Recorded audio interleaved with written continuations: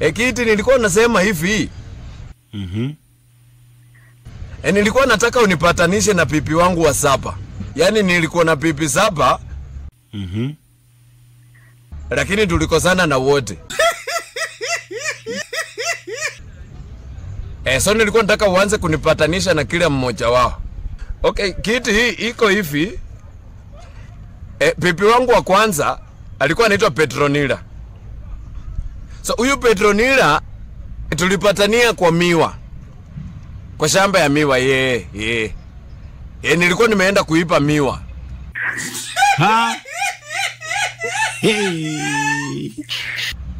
Sasa kitoko vile nimeingia hivyo pole zile mwendo za kinyonga.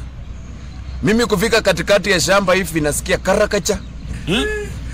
Kitoko tena karakacha.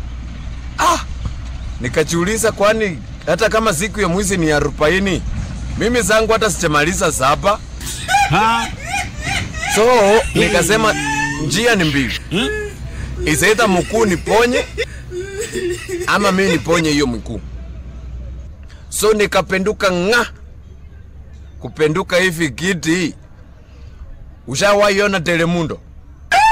Yaani ile tu yenye unaonana na mtu hivi alafu una fall in love immediately. Kiti nakwambia niliangalia tu hivi nikaona mrembo. Kwanza kitu yenye linipamba sana alikuwa na poili moja safi kwa mapua na ilikuwa imeiva.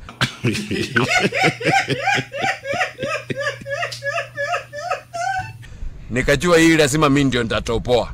Ilipiti nimeibuka.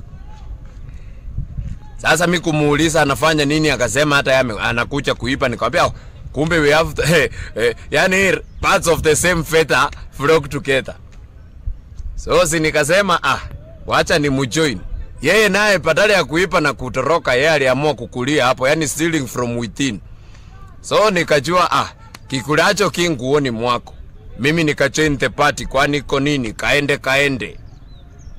Sasa tukakula hapo miwa. Ukijua Kiti vile huyo Matam alikuwa anatoa ngozi ya miwa hata unaweza shtuka.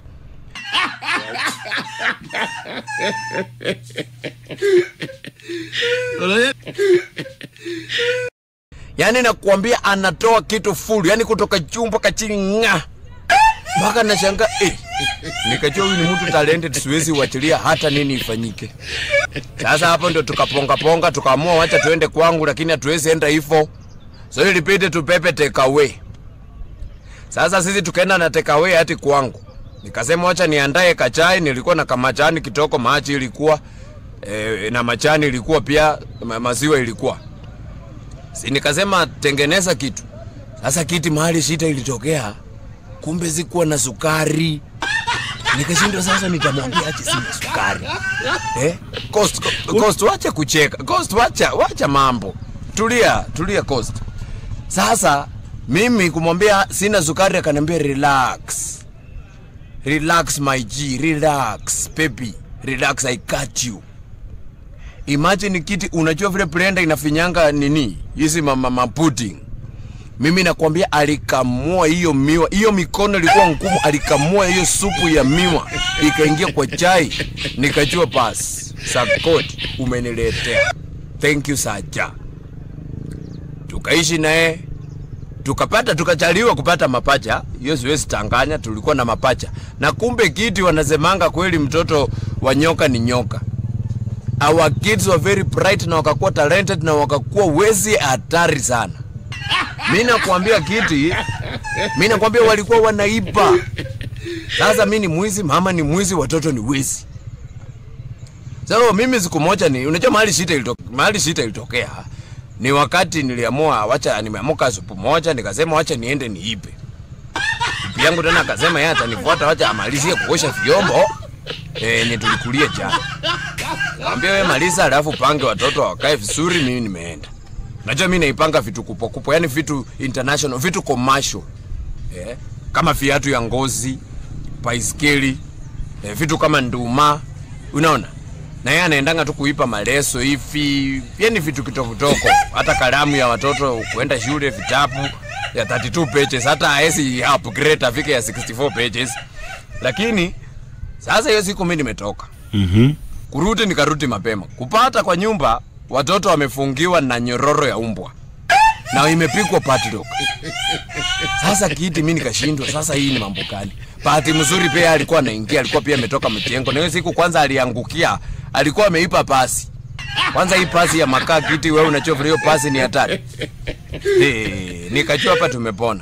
Nikamwambia, nikamuuliza kwa nini ulifungia watoto? Akani-explain yenyewe Kiti, hawa watoto ni wezi na tungewaacha warande kweli wangeipa na watuletee shida tushikwe. Mimi Kiti nikaona ni sawa, umefanya kitu ya maana. Lakini mahali makosa Kiti ilitokea,